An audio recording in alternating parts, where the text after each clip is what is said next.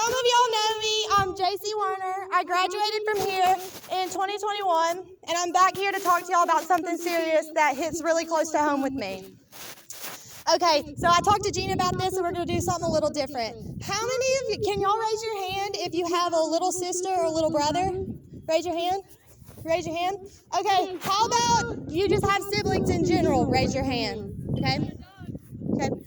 Well, I was a little sister, and at 19 years old, I had to walk into a room full of caskets and pick one out for my brother.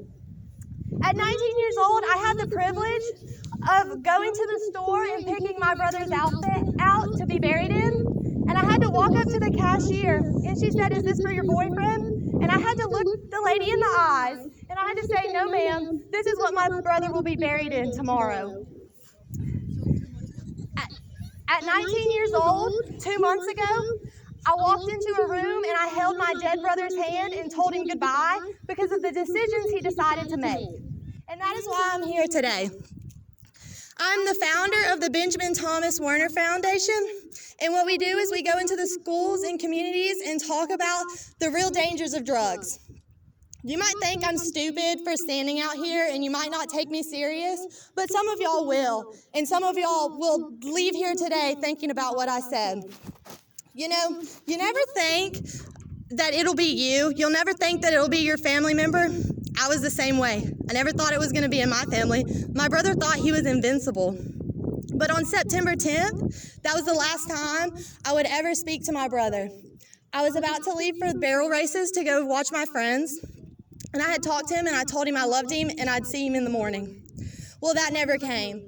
On September 11th, I walked in my kitchen, and I said, "Hey, Mom, where's Ben?" She said, "I don't know. I texted him. He never answered." He was normally home around 5 o'clock if he ever went out.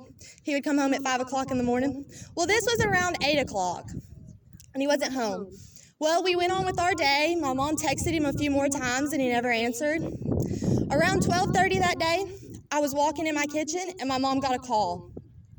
It was my sister-in-law. She said, "Janice, there's a cop coming down the road. He is looking for you and needs to speak to you." I turned and I looked out my window, and I saw a cop driving down the road. I remember this plain as day. My mom said, "Tom, he's just here to tell us Ben was arrested again. Let's go outside." When I saw that cop, I ran straight out the back door to my boyfriend, and I said, "Cole, Ben's gone." He said, "What do you mean Ben's gone?" I said, "Ben's dead." I knew that cops don't come down the road for anything. As I made it to the front of the house where the cop and my parents were, my mom and dad were on the ground. He was dead. He had overdosed on heroin laced with fentanyl, is what we believe. And in a matter of seconds, he was just gone. I didn't get to talk to him again. I didn't get to see him. The only time I got to see him was when he was dead in that casket. He left behind an 8-year-old little girl. And you might not think that it's this serious, it's not going to be you, but it could be you next. Ben didn't think it was going to be him. Fentanyl is scary. It actually scares the shit out of me, excuse my language. And it is getting worse. I see many people, we don't know because Baldwin County is really bad about not airing dirty laundry because we're so close to a tourist town. But I get calls every day about people, the teenagers, overdosing on fentanyl. And y'all don't even understand. And the drugs in today's world aren't what they were like back in the day. You see people take Adderall and they take Molly as a party drug. Molly's not Molly anymore. It's fentanyl.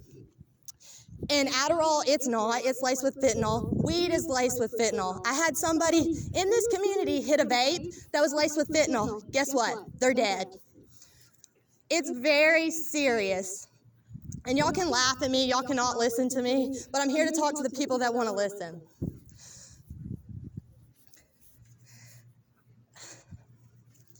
And that's what we do at the Benjamin Thomas Werner Foundation. I have resources. You don't have to go out and party. Hey, I can admit, there's some of y'all in this crowd that I've partied and drank with, and I've made mistakes. And it's okay to make mistakes. But it's what we do now, because it's getting worse and worse. I partner with Gina. She's wonderful. She's one of my directors.